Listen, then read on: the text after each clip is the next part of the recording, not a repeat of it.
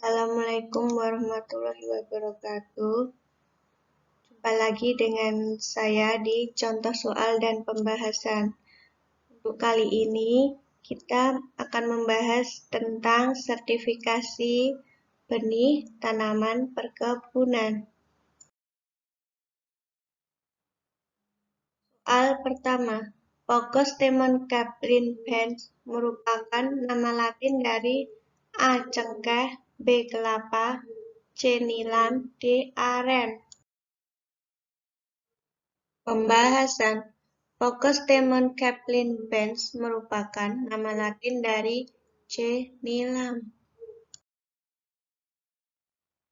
Soal nomor 2. Eugenia aromatica O.K.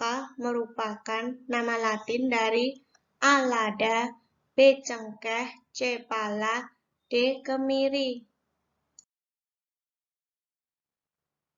Pembahasan.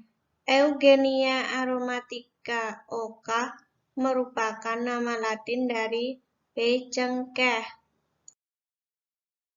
Soal nomor 3. Pipernicum L.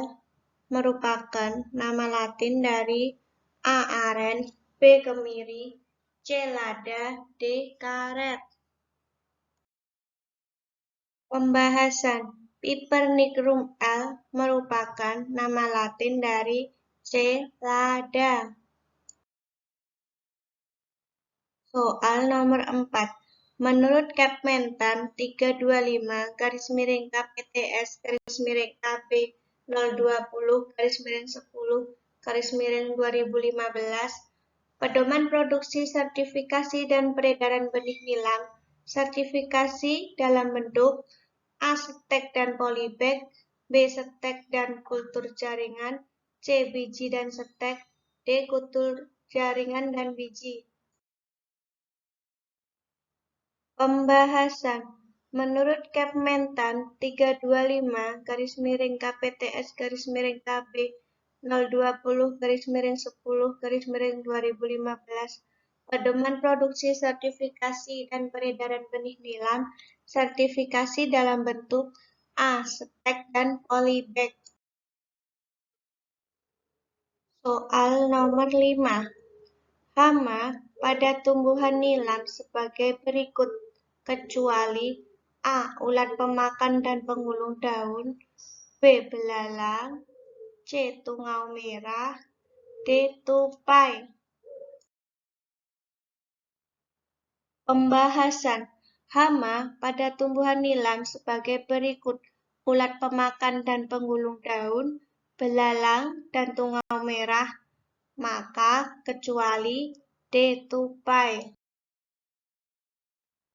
Soal nomor 6.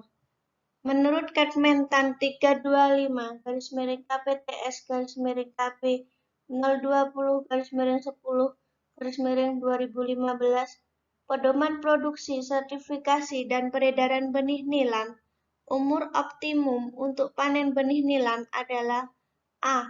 1-2 bulan, B. 2-3 bulan, C. 3-4 bulan, D. 4-6 bulan. Pembahasan.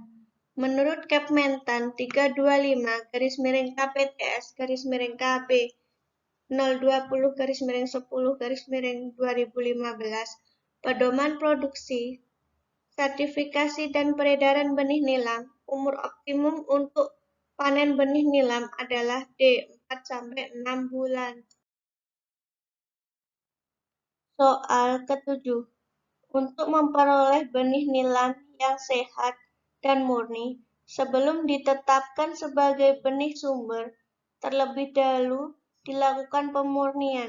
Pemurnian dilakukan saat tanaman nilam berumur A. 1 bulan, B. 2 bulan, C. 3 bulan, D. 4 bulan. Pembahasan. Untuk memperoleh benih nilam yang sehat dan murni, sebelum ditetapkan sebagai sumber benih, terlebih dulu dilakukan pemurnian. Pemurnian dilakukan saat tanaman nilam berumur sekitar D. 4 bulan. Soal nomor 8. Menurut Kepmentan 316-KPTS-AB 020-10-2015, pedoman produksi, sertifikasi, peredaran, dan pengawasan benih tanaman lada. Sertifikasi benih lada dibagi menjadi dua, yaitu dalam bentuk A. Stek dan polybag, B. Stek dan biji, C. Biji dan polybag, D. Stek dan wood chip.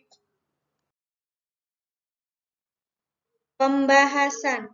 Menurut Kepmentan 316-KPTS-KB 020-10-2015, pedoman produksi, sertifikasi, peredaran, dan pengawasan benih tanaman lada.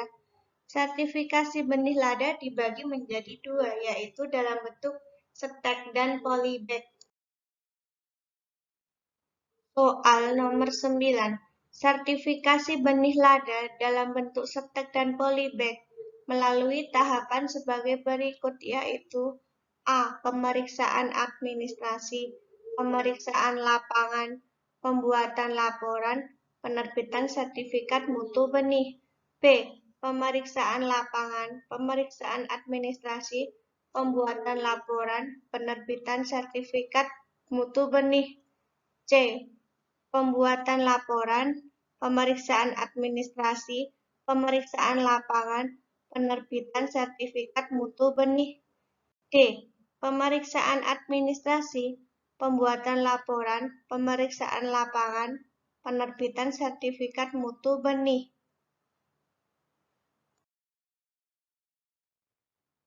Pembahasan. Sertifikasi benih lada dalam bentuk stek dan polybag melalui tahapan, yaitu A. Pemeriksaan administrasi, kemudian pemeriksaan lapangan, kemudian pembuatan laporan, dan penerbitan sertifikat mutu benih.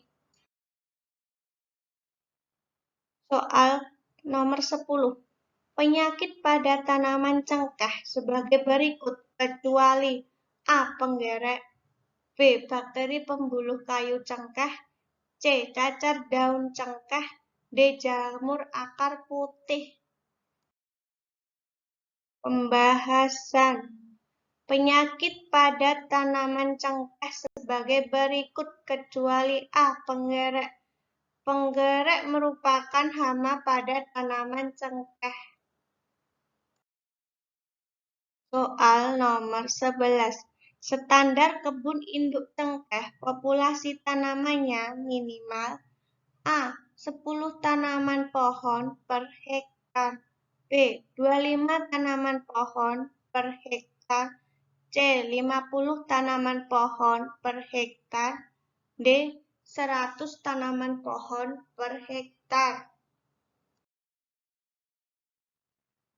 Pembahasan. Standar kebun induk cengkeh, populasi tanamannya minimal C. 50 tanaman pohon per hektar, atau sesuai dengan tabel 5 standar kebun induk cengkeh pada Kepmentan 315-KPTS-KB 020-10-2015. Dan sekian dari kami. Terima kasih. Jangan lupa ya, mohon like, comment, share, dan subscribe-nya. Wassalamualaikum warahmatullahi wabarakatuh.